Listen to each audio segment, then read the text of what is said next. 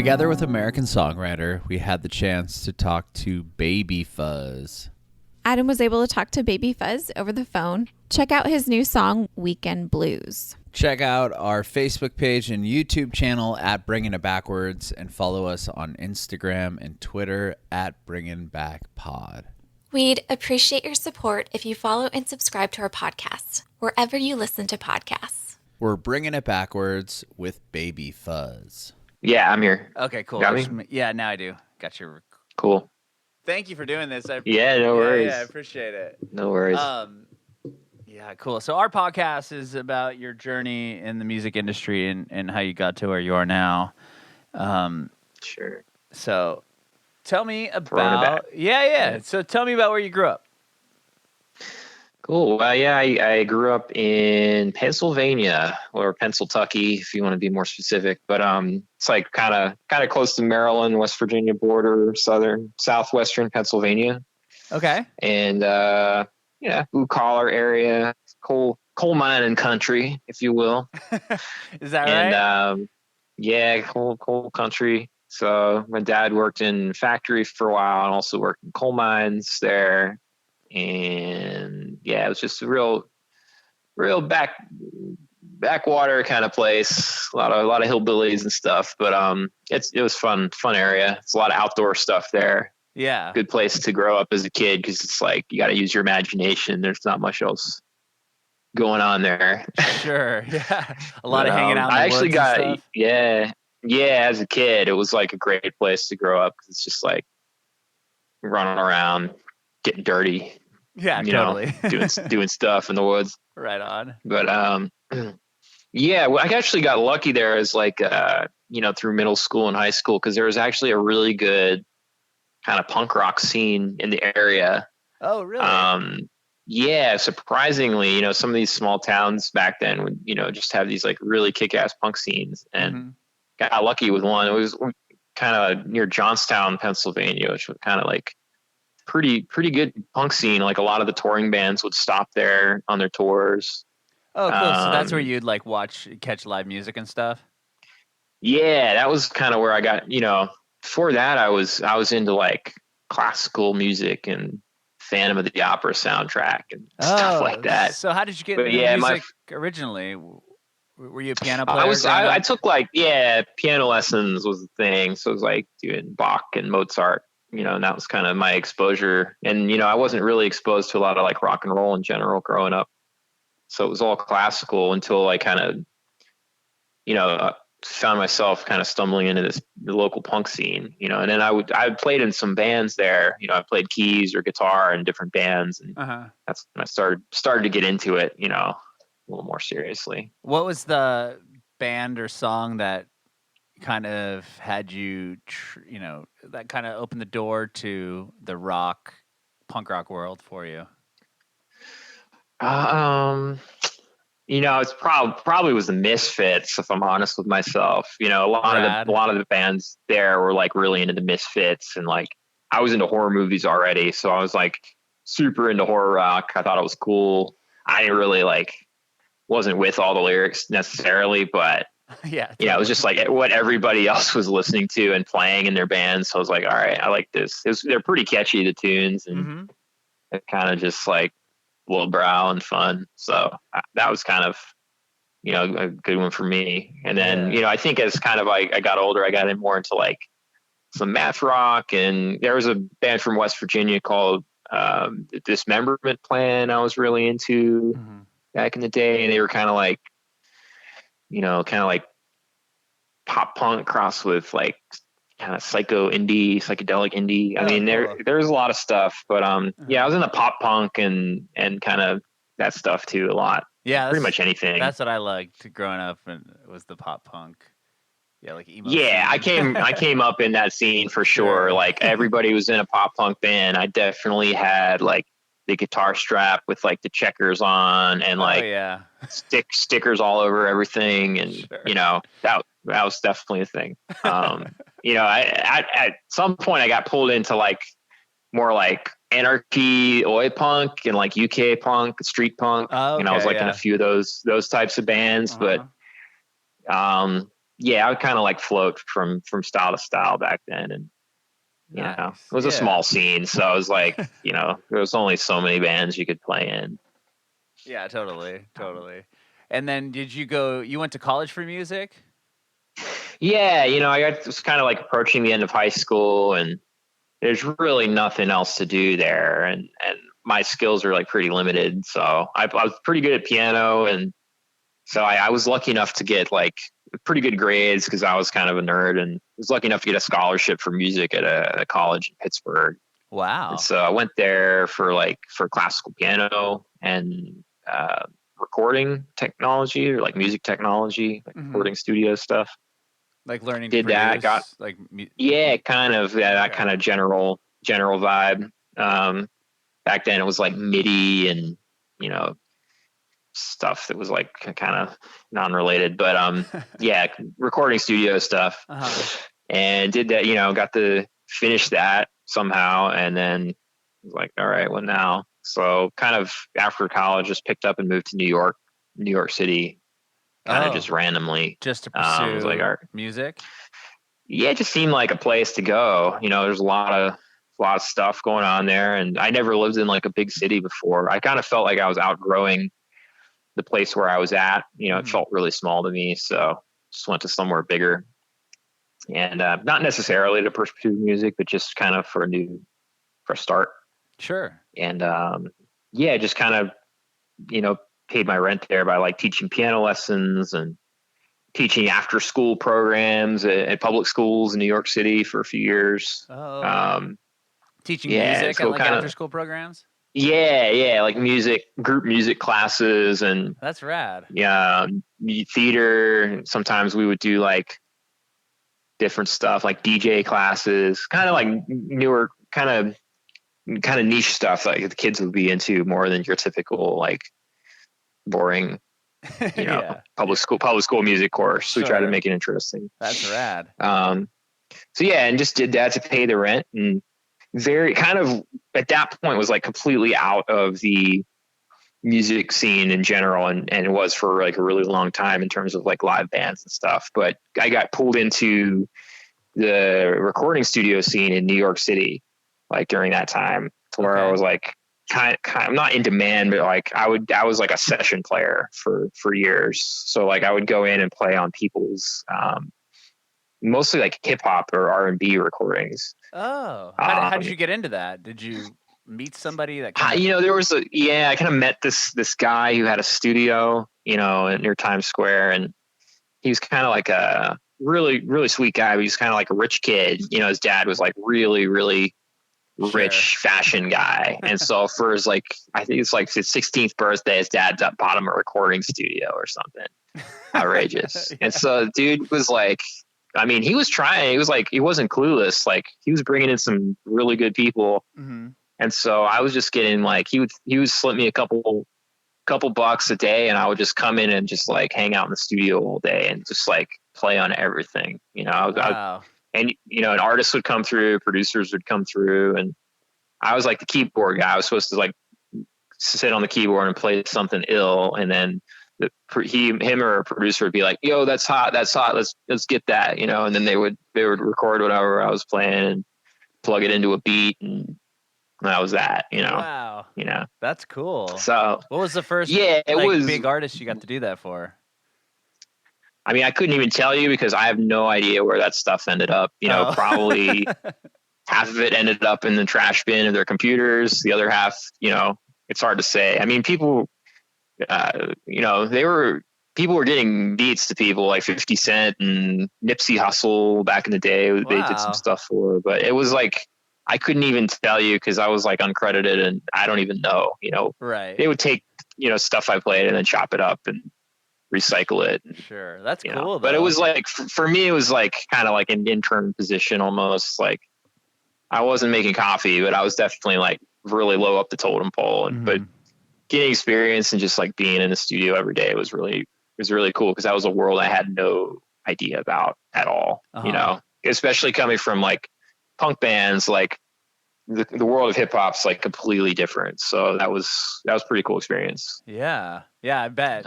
hip hop is a totally different world than classical or even I'm sure like rock, punk Yeah. stuff. Just a totally different approach. Yeah. I mean, I'd always dabbled like in musical theater in New York too. I was doing some stuff like that. So there was a few times when it was overlapping where I would roll up to the rap session, you know, still kind of like in musical theater mode. Sure. You know, and then I would get made fun of a lot for that. But it was a fun time. Yeah. You know. And then, but I think through that I started like making beats, you know, and that was my next thing. I was like making beats, trying to sell people beats, you know, over the internet and other ways. And then I was trying to, at some point I was like, all right, I'm a producer now. I'm making beats. You know, I'm not a session player anymore. It's kind of like the next step, logical step. So you gave up the session stuff just to focus on doing the beats and selling them? Yeah, well, you know, there was some drama at the studio, if I remember correctly. Like there was some guns and drugs, and I don't know, dude. Like that shit happened all the time, and it was like, you know, back in the day that was like how rappers would fund their albums half the time, and the labels were totally cool with it too. They were, you know, fucking doing all kinds of shit back then. So they used to do that was a world like radio that was and stuff like the DJs on the radio. They used to give them stuff. There was some shit, but and that's before like all you know, everything was legalized. Sure. So that was a world I definitely like was not involved in and wanted no part in that kind of drama. So I think at some point I made a split from that scene and kind of was like, all right, let me get more into like the pop world, because there's not as much, you know, illicit activity going on in that scene. Yeah. So I was like, at that point, I was like, I'm going to do pop beats, not hip hop beats. You know, stuff like, you know, Kesha or Katy Perry, like I'll do stuff like that. It'll be better. So it was actually like a little better fit for me anyways, because that's kind of more, you know, my speed in terms of like what I know a little better. So I kind of just started doing that. I had a partner at one point, like a production partner. And we were calling ourselves Robopop. Okay, I was going to ask you about that. Was that the next step? Was Robopop? More or less, yeah. I mean, we were like, it's just a cool name. We were doing a lot of really heavily auto-tuned kind of like either emo core or emo pop stuff, or like kind of like whiny pop punk crossed over with like electro. That was like kind of our lane. Oh, that's cool. Yeah, so like we were like 303, you know, like stuff like that. Right.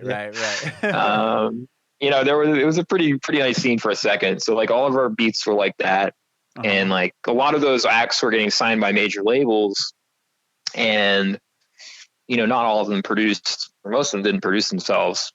So we were like trying to sell them songs or like production, you know, and get involved with them and work with them. And that was kind of our bag for a while.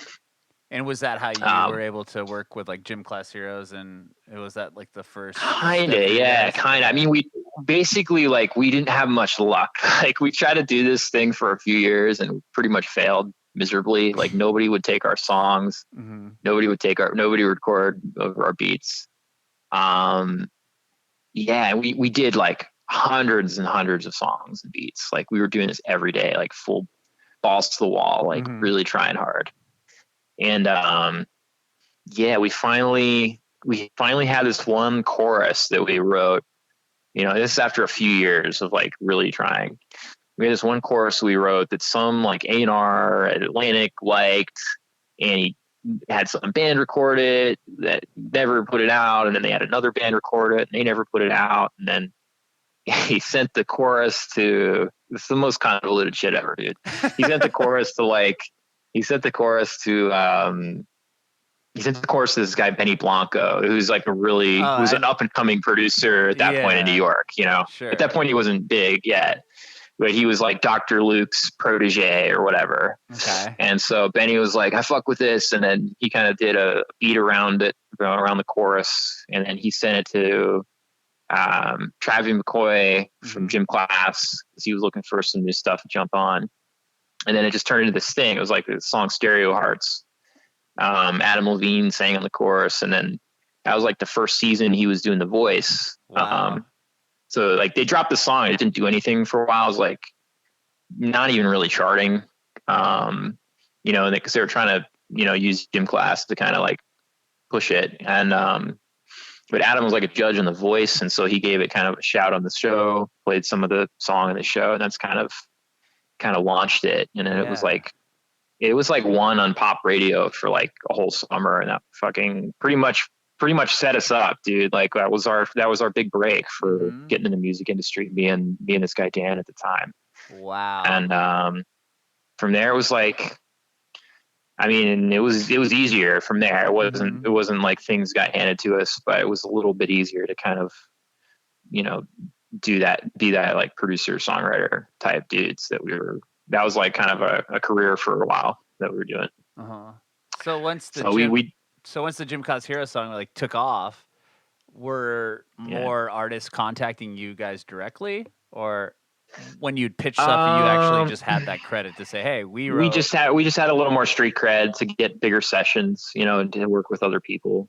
We definitely were not getting hit up by big artists at that time. Still, even after that, but it was just a little easier to get into the room with people because before that we were working with some like real, just not the best singers and not the best artists. Right, like not bad, but just not the level that you achieved after that song. Right. So, totally. And I mean, around the same time as that, we also got really lucky.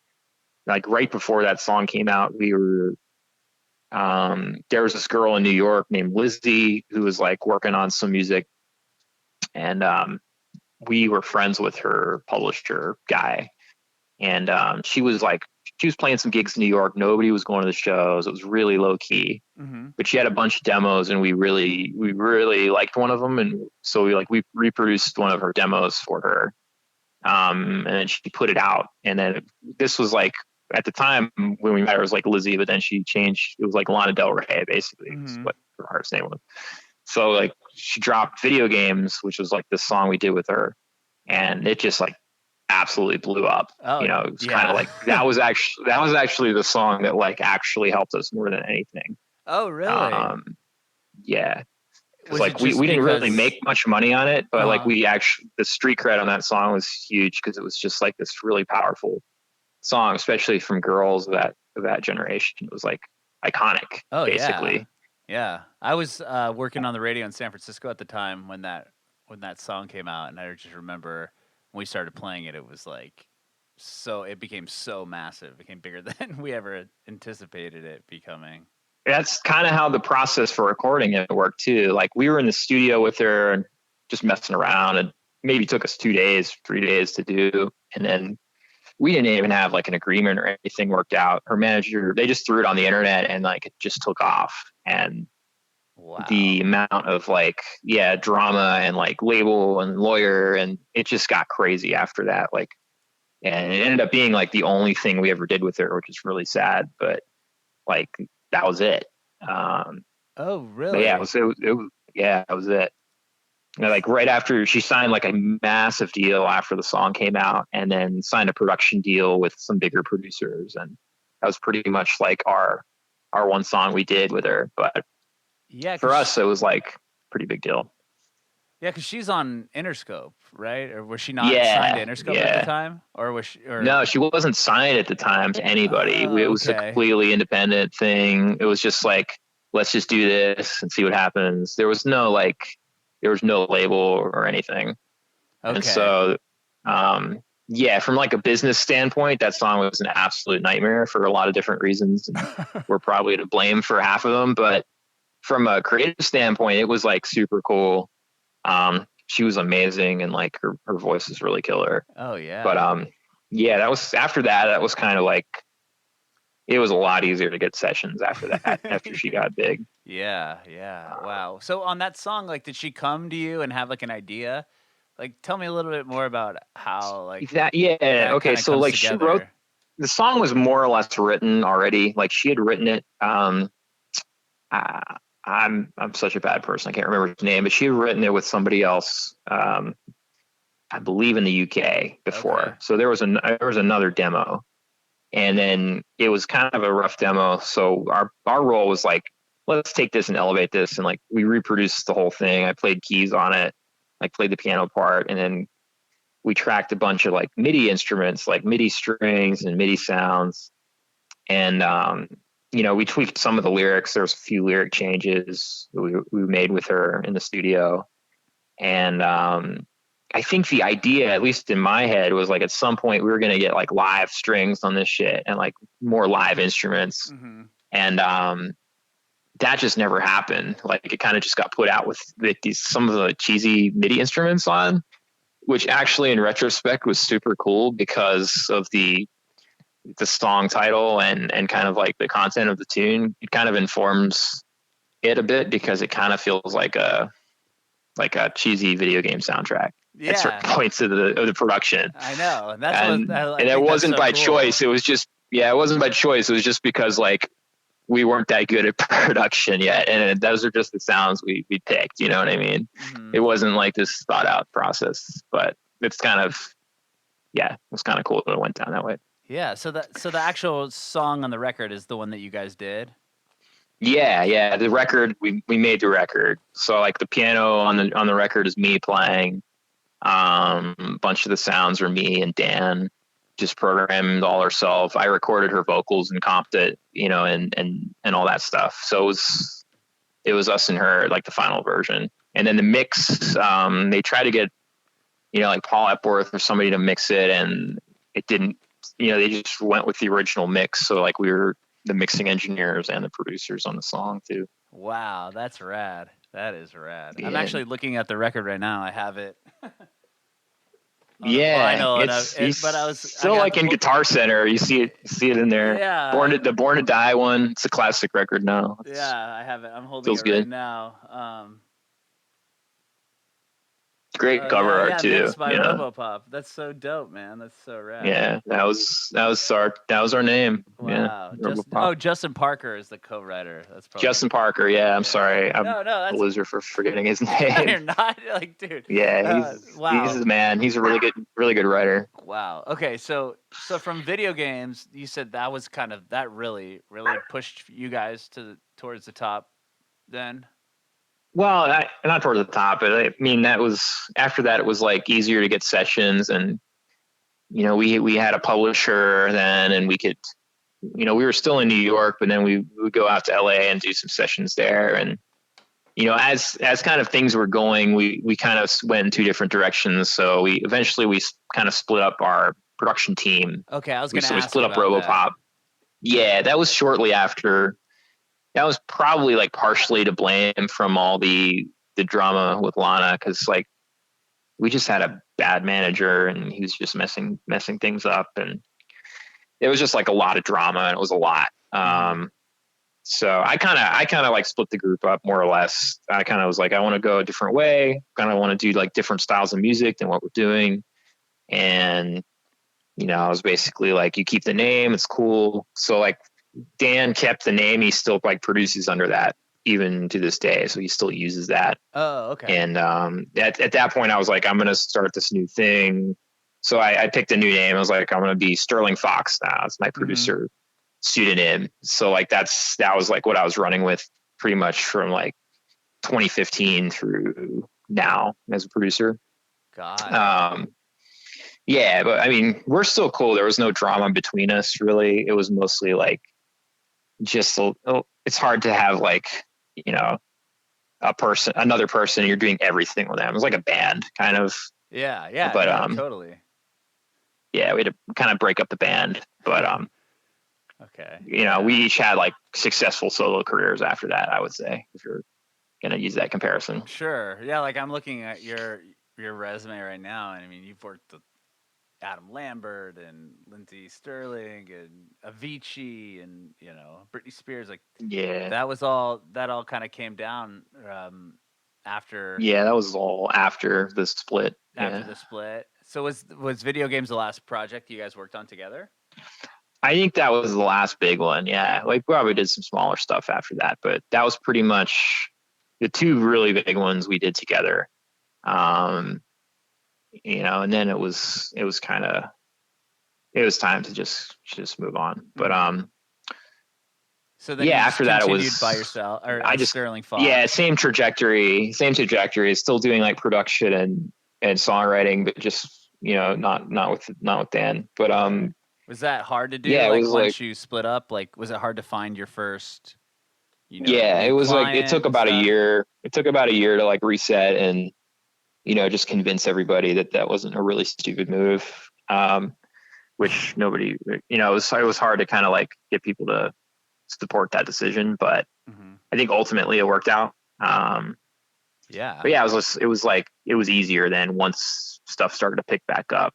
And I was getting at that point, like Dan's wheelhouse was, beats and like doing drum production and instrumental production. And my wheelhouse was more getting into like pure songwriting, like lyrics and melody. So after the split, I was more into like rolling into sessions, like writing the lyrics and the melody with people or for people. Oh, that's and then eventually singing, like with the Avicii collaboration. I got pulled in as a songwriter, to write some stuff for him on his album, and then it was just like I just tracked it as a demo myself because there was no singer there, and then he was just like, well, let's just keep your voice on it. So that was like kind of how I started. I was like, oh shit, I thought I was a bad singer, like maybe I could actually be an artist someday too, and just keep the progression going musically. So those are the seeds that were planted then, and then since then I've kind of been like exploring that more and more. Yeah, because you released stuff as Sterling Fox, right? As your own thing? Yeah. Okay. I was doing like some EDM features. There was a couple like big EDM features. I was kind of like, that was the thing to do then, because that was really popular a while ago. And I would just like throw a few tunes out here and there as myself also. Not really like very coordinatedly, but just kind of haphazardly throw them out, and it was a fun outlet. Yeah. And then now you're doing Baby FuzZ, which is the most recent solo project. Yeah, like a few years ago I was like, okay, the writing thing it kind of feels like it's over for me. Like I've done it, I've had some success. It just feels like it's fun, but it's time for like the next challenge. And so to me that was trying to be a recording artist, because that's kind of it's taking all the skills I've learned the whole way along the way, like production, the songwriting, the mixing, other stuff, branding, and just putting them all into one package and just being the artist. And that to me, it seemed like the biggest challenge.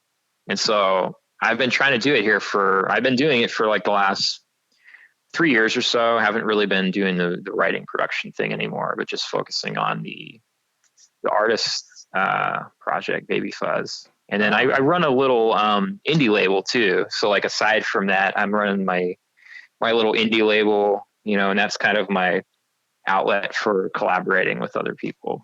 Oh, that's cool. So you're like helping produce bands and release their stuff too?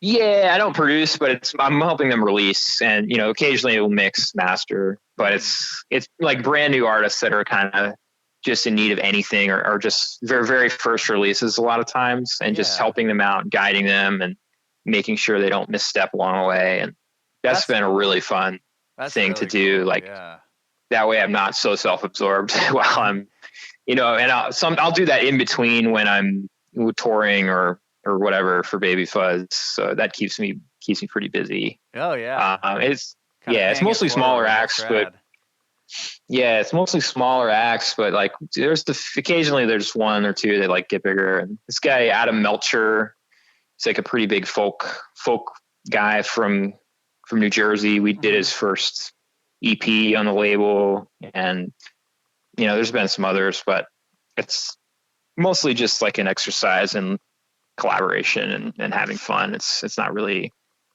it is a business, but it's more like just connecting with other musicians out there that I like. Sure. And when you put together Baby FuzZ, you put out Plastic Paradise, like the full length, last year. Yeah. And what? Yeah. you just like, why'd you decide on Baby FuzZ, and like, have you done like shows, and are you kind of going full force with this project? I'm going full force with this project at the moment. It started, I dropped a song, you know, as under this new name and around the beginning of 2018. And it didn't really do much. It felt like same old when I would drop a song with under Sterling Fox.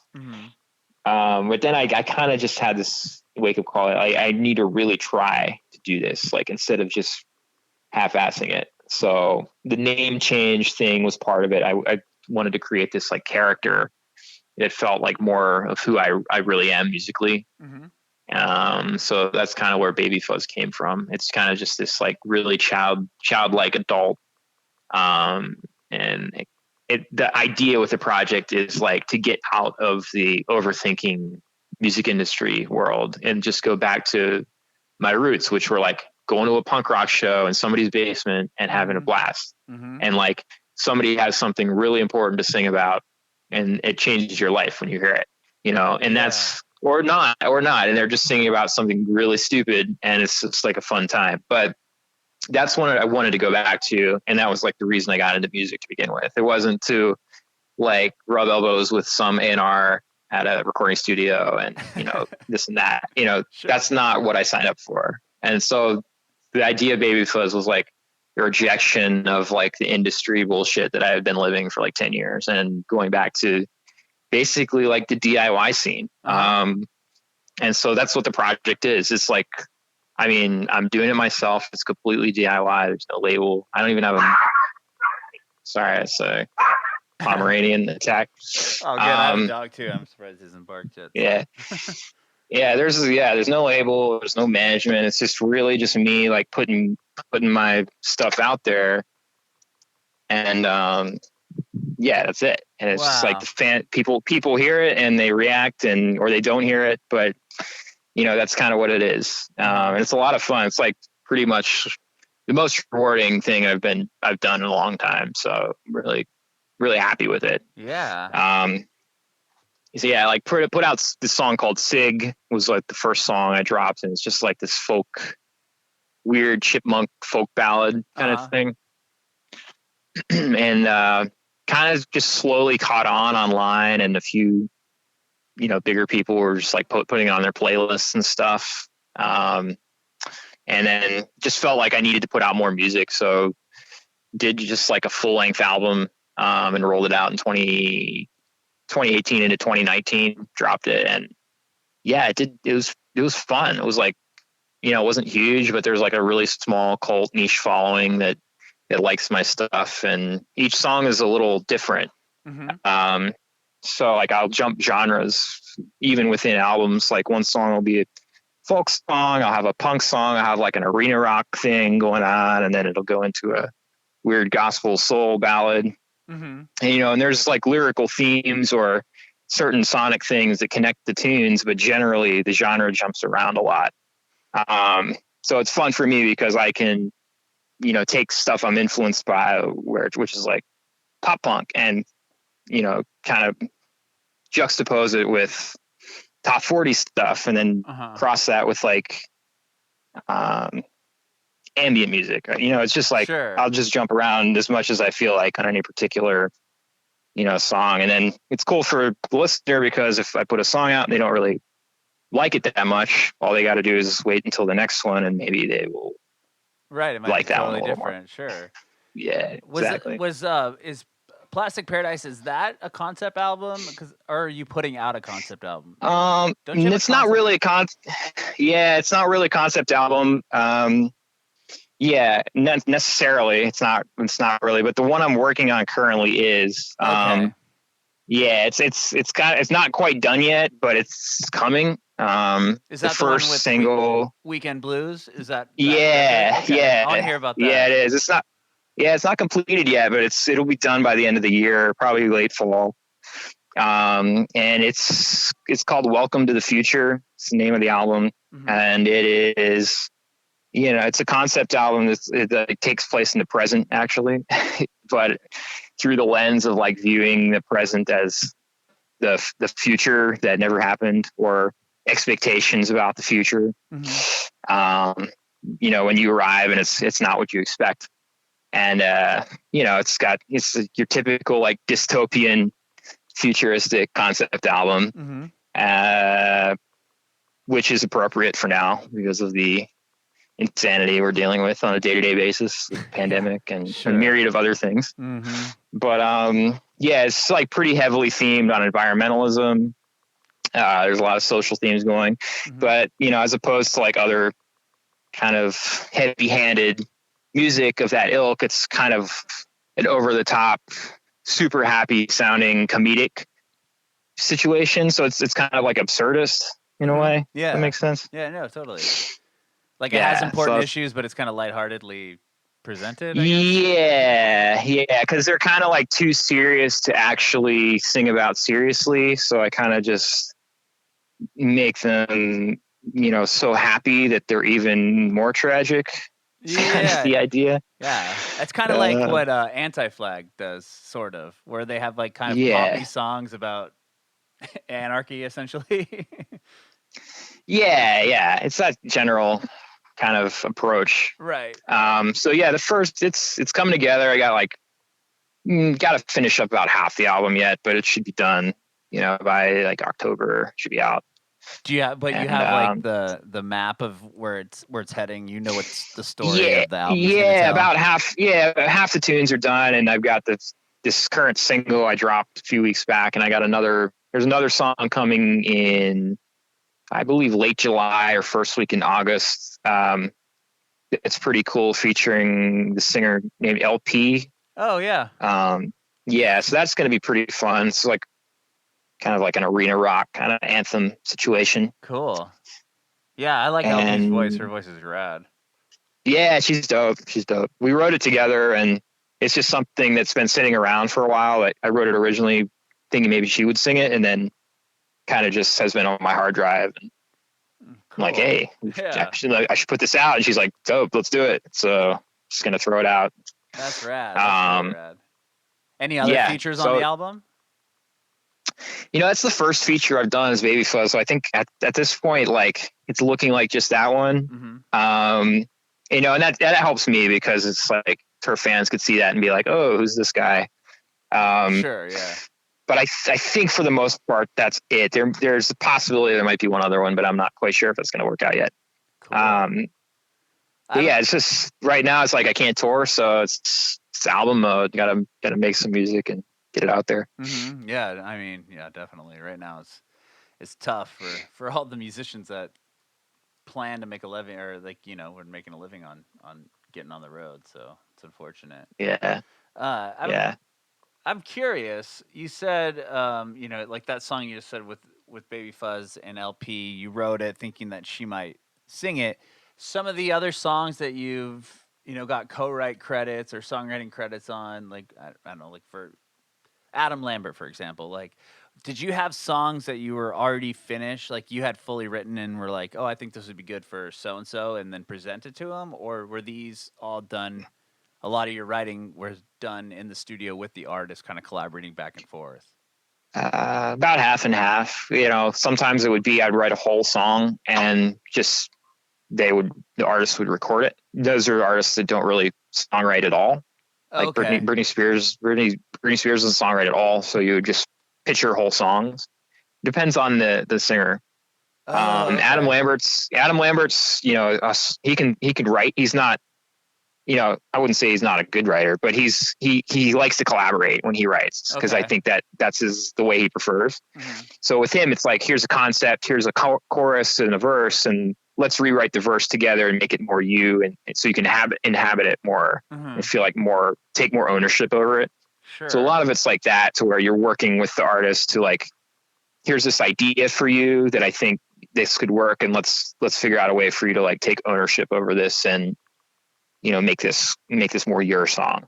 Wow. Yeah. That's interesting. So like when you write stuff for Baby FuzZ, like, do you know at the time, like for that first record, like, did you know like, oh, this song is just me? Like I can't give Condition of the Heart to anybody else. That's like my song. You know what I mean? Well, yeah, for that one, that's a Prince cover, so that's a Prince song. But sorry, yeah, that was the first one I saw on there. Yeah, of course, for the rest cover. of the record, for the rest of the record, it's actually mostly demos that I wrote for other people that never got recorded or were sitting around.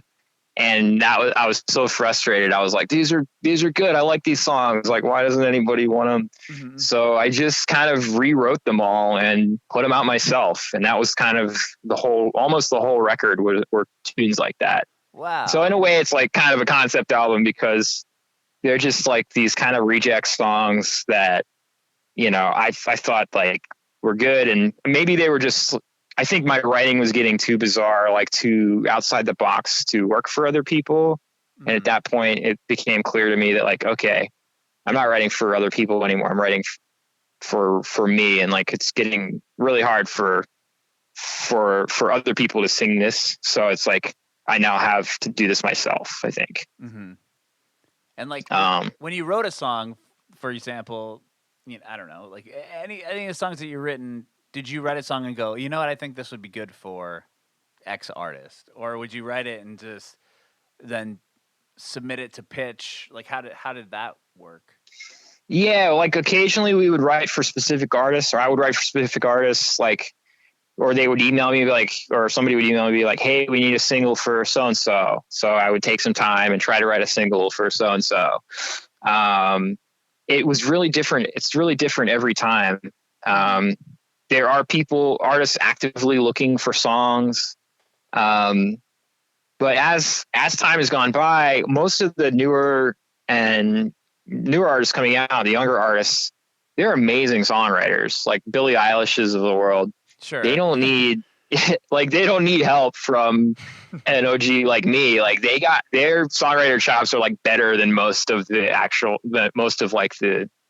ghostwriter types. Yeah. So like, and that's most of the newer artists are like amazing songwriters.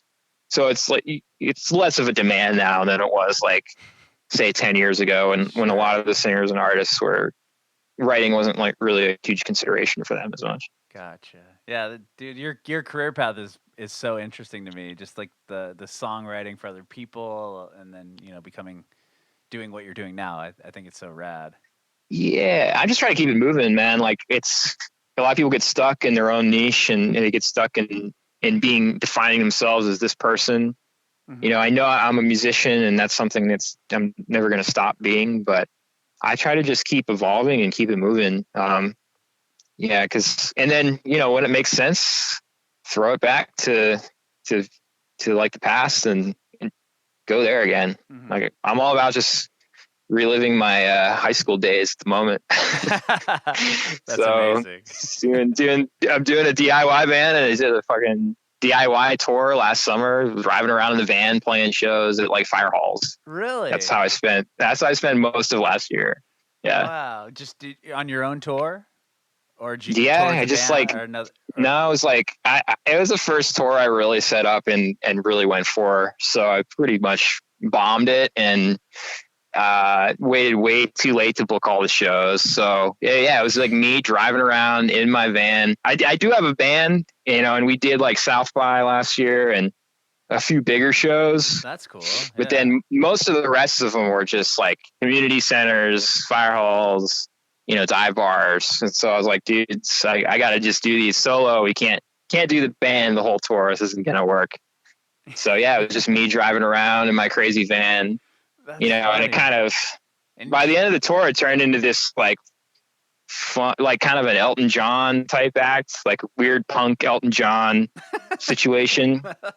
And it's kind of where it's at now. It's like maybe like Ezra Furman crossed with Bo Burnham, crossed with like, I don't know, something like that. Yeah. It's definitely evolved. So. Did you bring like somebody to sell merch or was it just you cruising around the country dude, by yourself? No, it's just yeah, dude, it was me driving around the country by myself playing shows. Oh, it was cool. It was weird, but it was also like I was also seeing the country for the first time, doing a lot of hiking, you know, exploring a lot. It wasn't like show every night. It was like maybe 4 shows a week, and then but still dip all off, that time do some by other yourself. stuff.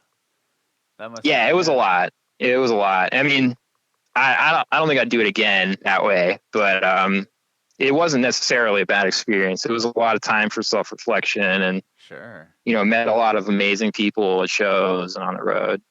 Awesome. Overall, it was like really, really fun. I mean, I would have brought people with, or anybody with, but like it's kind of hard to ask people to go out for months on end to drive around with you in a van. Yeah. It's not, I mean, people in high school or like people out of college might do it, but at a certain point, it's harder and harder to find people that want to do that. Right on. Have you done any of the, like, do you go live on Instagram to promote the new single at all? Yeah, not really. I should probably. I'm just so in like recording mode still, and I'm not quite done.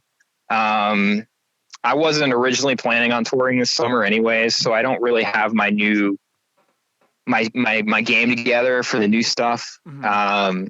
So no, I'm not really doing any of the Instagram concerts. I mean, yet. Probably by the fall, I'll get back into it and probably be trying to get out on the road again next year. But yeah, at the moment, just kind of creating still. Cool. And then the new record, Welcome to the Future, coming out, what, the end of this year? Yeah, I'm going to just ballpark like October, probably at this point. Awesome. Yeah, see what it feels like about right. It's got like maybe 4 or 5 more songs to finish, but they're all like half done. That's awesome. Probably be there by then. Yeah, I can't wait to hear it in full. And cool, man. I appreciate you talking to me today. And man, thanks for having me. Yeah, it's the amount of songs and hits you wrote, man, or worked on, and that's crazy.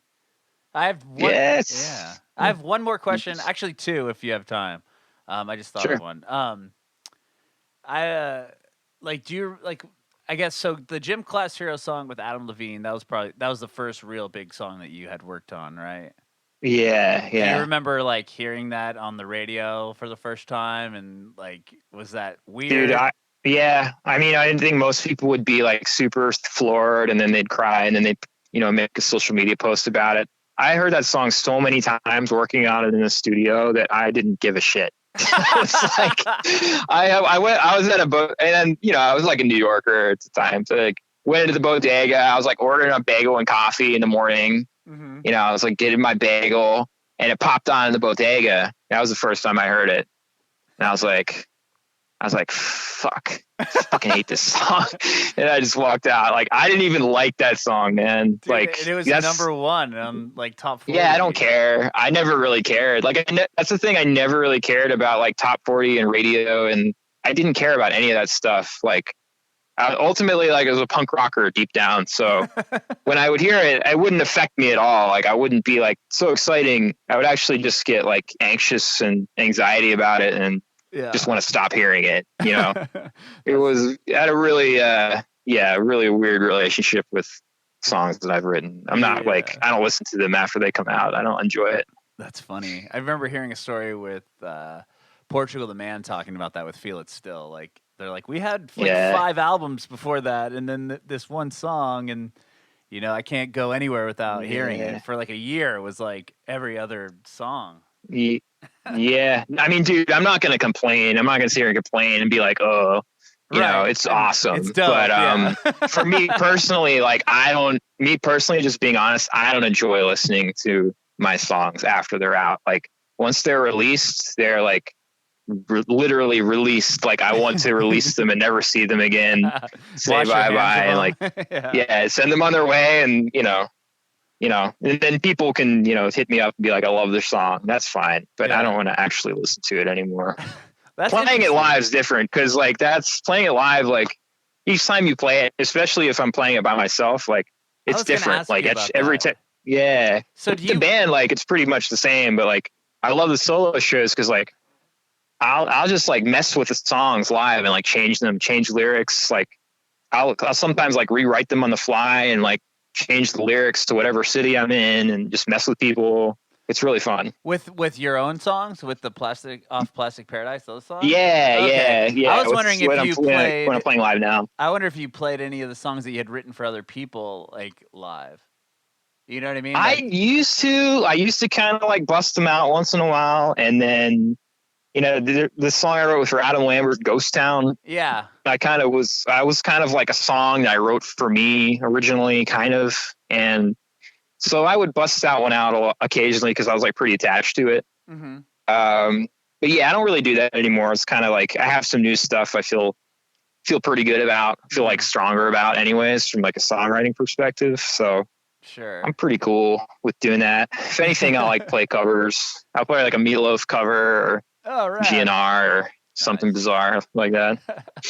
Rad. Cool, Sterling. Thank you again so much for chatting with me today.